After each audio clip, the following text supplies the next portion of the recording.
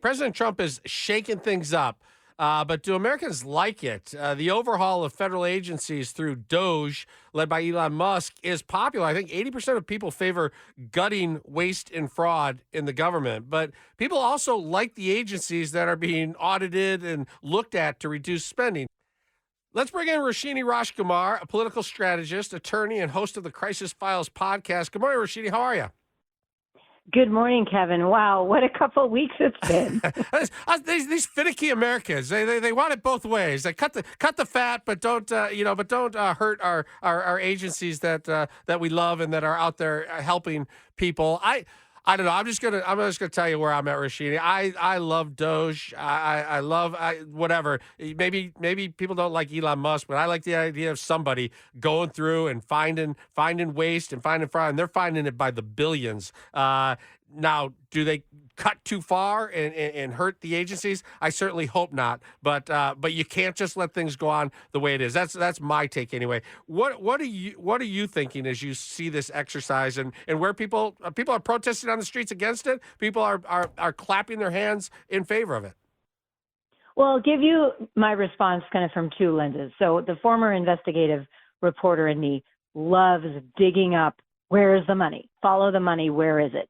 Americans can't have it both ways. And if we put it into a business analogy, we should be getting a return on our investment. Our investment are the tax dollars we pay. And I would say for a long, long time, most current day adults have not gotten a good return on the investment for their tax dollars. So do all of these agencies, are they immune from their books getting looked at? Absolutely not.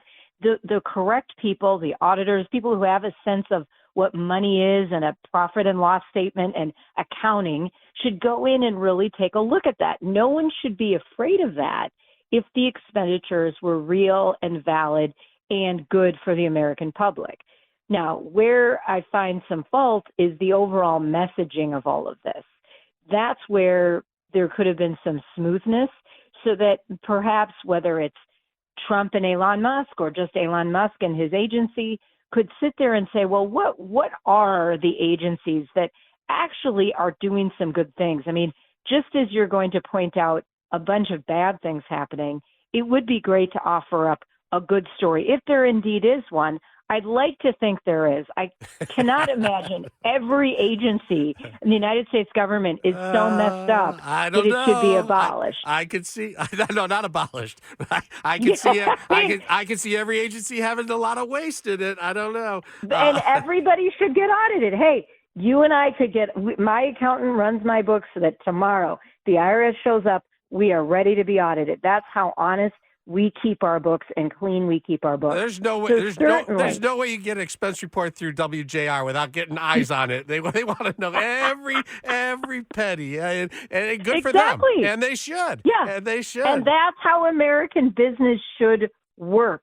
So if we think about the federal government as the largest or one of the largest companies in the country, possibly even in the world, then there shouldn't be this much waste. There shouldn't be this much non-transparency. So do I agree with every tactic and method and communique that Elon Musk has sent out, or even Donald Trump as he goes about doing this? No. Look, I look at this. We voted for this. We voted for someone to come in and shake things up, and now they're doing it. Now, Marco Rubio, he said, he goes, the State Department will take over the important work that USAID does. We're not gonna waste the billions of dollars anymore. We're not gonna allow it anymore. I'm like, great. We voted for you. Let's see how it goes. But yeah, that's one of the best things that came out of kind of the torrent of all the stuff that's going around at USAID. For the Secretary of State, I mean, what a bold statement. And that absolutely should be oversight by the State Department, USAID. I mean, where is foreign aid going? The Secretary of State should absolutely be the top watchdog of that, as well as the buck stops with him if something continues to be messed up. So that was a really bold move amidst some of the messaging chaos of the last couple of weeks. I want to ask you about the media because I watch Fox News. They are having a party every day over there, and I watch MSNBC, and it is absolutely the end of the world over there. I thought this might be an opportunity for a reset for the media, but we're not going to get that, right? We're just going to still have to really fight hard to try and find neutral news. Well, what's interesting is Democratic strategist James Carville, who I interviewed way back in the year 2000 at the Iowa Smart guy. caucuses right, he's very smart. And he's the one calling and ringing the bells to the Democrats to do some kind of 180 and get their heads out of the sand. And when you're not going to listen to James Carville, the raging Cajun, I don't know who you listen to. So it really is a time for the honest lawmakers out there, and I do believe there are some, to say we want our country back, we want our party back. And I really think the media, I had hoped there would be a reset, Kevin. I mean, it is sort of crazy. How you described it is really right.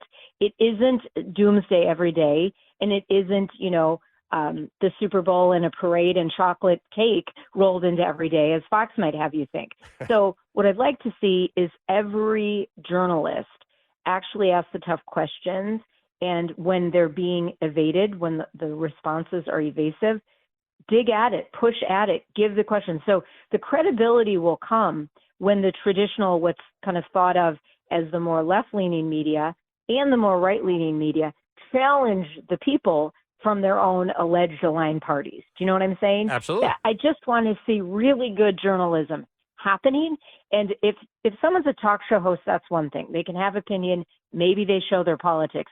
But the journalists out there really need to be asking the questions to the White House press secretary, no matter who that person is and who the president is.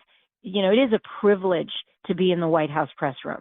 And I want all of those questions. You are asking questions for the American people. And that's what I would like the national media to get back to. All right. Roshini Rajkumar, political strategist, attorney, and host of the Crisis Files podcast. Thanks so much. Thank you, Kevin.